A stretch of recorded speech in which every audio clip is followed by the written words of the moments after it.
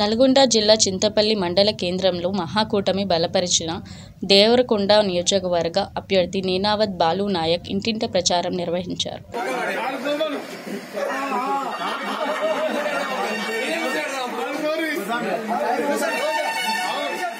ఈ సందర్భంగా ఆయన మాట్లాడుతూ కేసీఆర్ కుటుంబ పాలనను అంతమొందించాలంటే మహాకూటమి అధికారంలోకి రావాల్సిన ఆవశ్యకతను వివరిస్తూ కాంగ్రెస్ పార్టీ అధికారంలోకి రాగానే చేయబోయే అభివృద్ధి పనులను ప్రజలకు వివరించారు.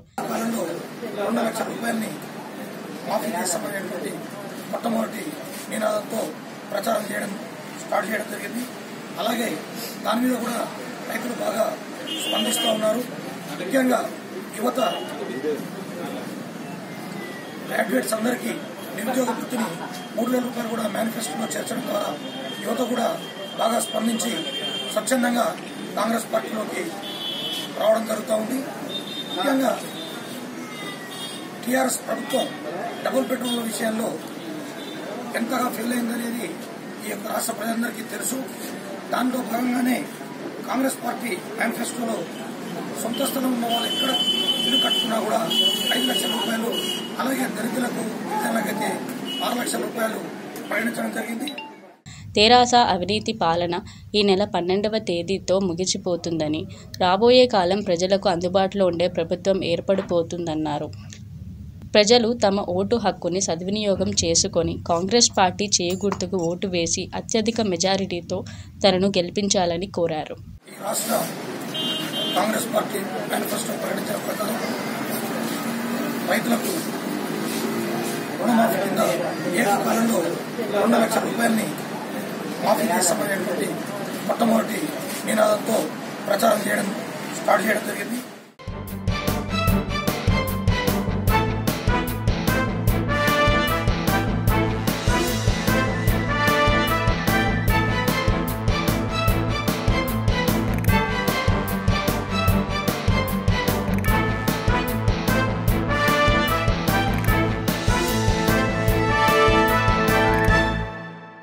కూసుకుంట్ల ప్రచారం మునుగోడు నియోజకవర్గం అభ్యర్థి కూసుకుంట్ల ప్రభాకర్ రెడ్డికి మద్దతుగా నారాయణపురంలో ఇంటింట ప్రచారం నిర్వహించారు.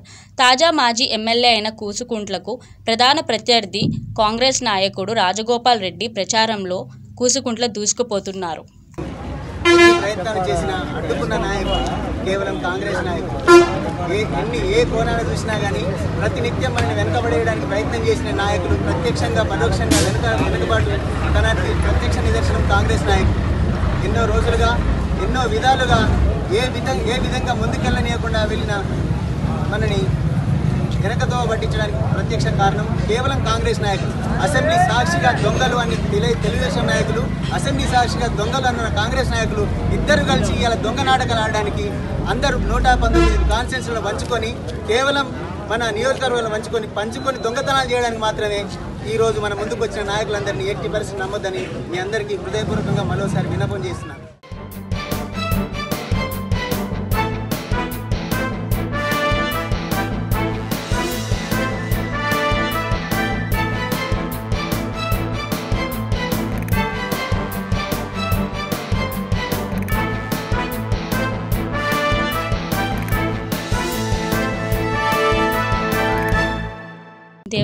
దేవరకొండ నియోజకవర్గం చింతపల్లి మండల కేంద్రంలో బీఎస్పీ అభ్యర్థి బిల్యానాయక్ బైక్ ర్యాలీ నిర్వహించారు. కాంగ్రెస్ టికెట్ దక్కకపోవడంతో చివరి నిమిషంలో బిల్యానాయక్ బీఎస్పీ అభ్యర్థిగా రంగంలోకి దిగారు. ప్రధాన పార్టీలైన టీఆర్ఎస్ అభ్యర్థి రవీంద్ర నాయక్, కాంగ్రెస్ అభ్యర్థి బాలు నాయక్తో పోటీ పడుతూ ప్రచారం నిర్వహిస్తున్నారు.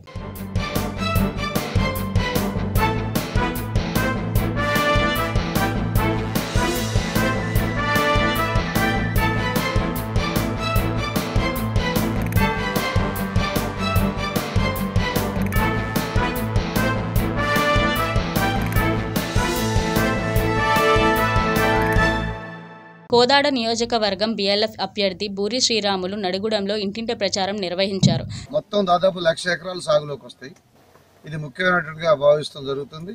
ఒకటి ఆలోచన చేయండి, కోదాడ ప్రజలకు కూడా మేము తెలియజేసేది ఏంటంటే, ఇవాళ సాగర్ పక్కన ఉన్నటువంటి భూములకు కాకుండా మరి 3 కిలోమీటర్లు 5 కిలోమీటర్ల వాటికి నీళ్ళు అందకుండా 15-30 కిలోమీటర్లు నీళ్లు పోతున్న పరిస్థితి కూడా గమనిస్తున్నాం. మరి ఇక్కడ పాలకులు ఇంత ముందు ఉన్నటువంటి వాళ్ళు కూడా వీటన్నిటిని పట్టించుకోలేదు. వీటికి తోడు ఇలా కోదాడ నియోజకవర్గం 100 పడకల హాస్పిటల్ ఆదరించి సిద్ధికొండ నక్షత్రం గుర్తుకు ఓట్లేసి నన్ను గెలిపిస్తే నేను ఈ కార్యక్రమాలన్నీ ప్రజల్లో ఉండి పనిచేస్తానని చెప్పి తెలియజేస్తున్నాను.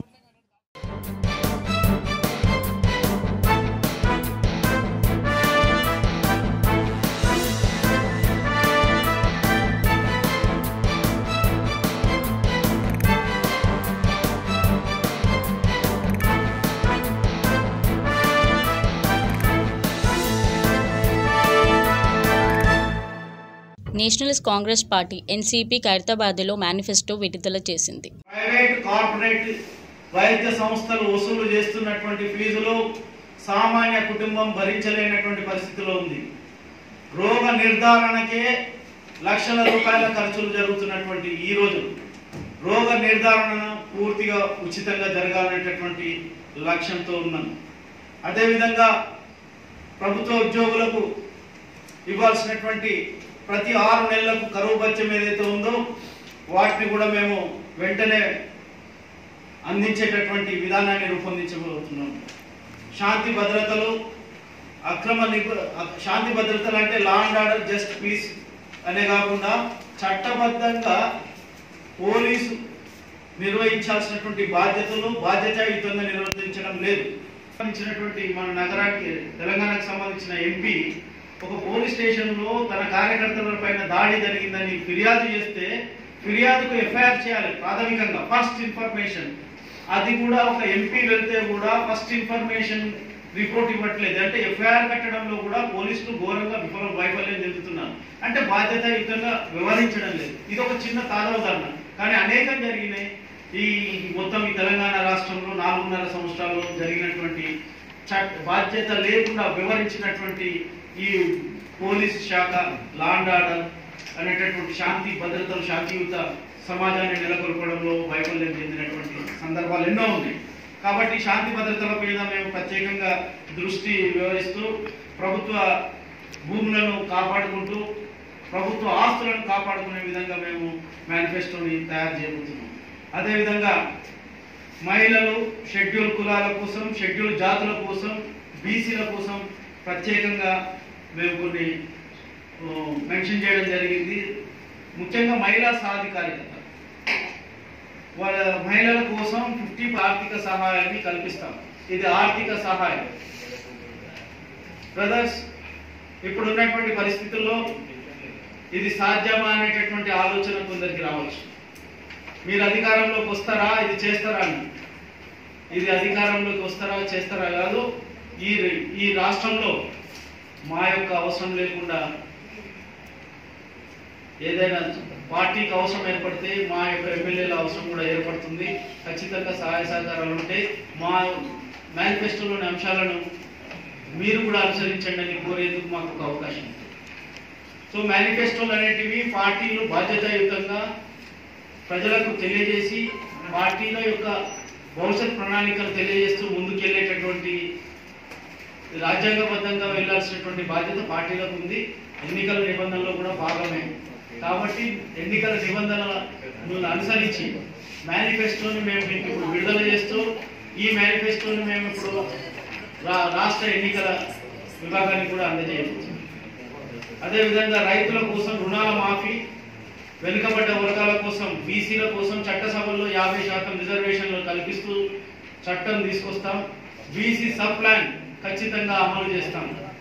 రైతుల కోసం రైతు రుణాల మాఫీ, కౌలుదారు రైతులకు గౌరవప్రదమైనటువంటి స్థానం కల్పిస్తాం. కేవలం భూస్వాములకు మాత్రమే రైతు బంధు, మిగతా పేద రైతాంగానికి కౌలు రైతులకు మొండి చెయ్యి అనేటటువంటి తీరులో వివరిస్తున్నటువంటి ఈ రోజుల్లో ఎన్నికల మేనిఫెస్టోని, ప్రజా మేనిఫెస్టోని తయారు చేయడం జరిగింది. ఆ ప్రజా మేనిఫెస్టోలోని కొన్ని అంశాలను మీకు అందరికీ వివరించి మీ ద్వారా ప్రజలకు తెలియజేయాలనేటటువంటి ప్రయత్నం చేస్తున్నాం. తెలంగాణలో నెలకొన్నటువంటి ఎన్నికలు హఠాత్తుగా రావడానికి వచ్చిన పరిస్థితులు మీ అందరికీ తెలిసిందే. అధికారం ఎంతో మంది త్యాగాల ఫలం కారణంగా, బలిదానాల కారణంగా ఏర్పడినటువంటి తెలంగాణలో తెలంగాణ ప్రజల యొక్క ఆకాంక్షలు నెరవేరుతాయని అభిలాషించినటువంటి యావత్ తెలంగాణ సమాజం యొక్క ఆశలు అడియాశలైనవి. కేసీఆర్ గారు తొలి తెలంగాణ ముఖ్యమంత్రిగా ప్రమాణ స్వీకారం చేసినటువంటి వాగ్దానాలు, రూపొందించిన మేనిఫెస్టోలోని అంశాలు వాటన్నిటిని కూడా మరిచిపోయి నెరవేర్చలేక హఠాత్తుగా అధికార పగ్గాలను వదిలేసి మళ్ళీ ఎన్నికలకు వెళ్తూ మళ్ళీ ఓట్లను అడుగుతూ ఎప్పుడు పడితే అప్పుడు రాజీనామా చేసేటటువంటి తంతులు కొనసాగిస్తూ వస్తున్నటువంటి అలవాటులో ఉన్నటువంటి కేసీఆర్ గారి వల్ల ఈ ఎన్నికల భారం ఇప్పుడు తెలంగాణ యావత్ సమాజం మీద పడింది.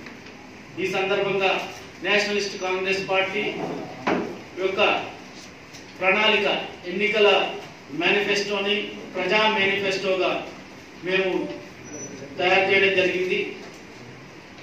ప్రజల యొక్క అన్ని వర్గాల ఆకాంక్షలను నెరవేర్చేందుకు చట్టబద్ధమైన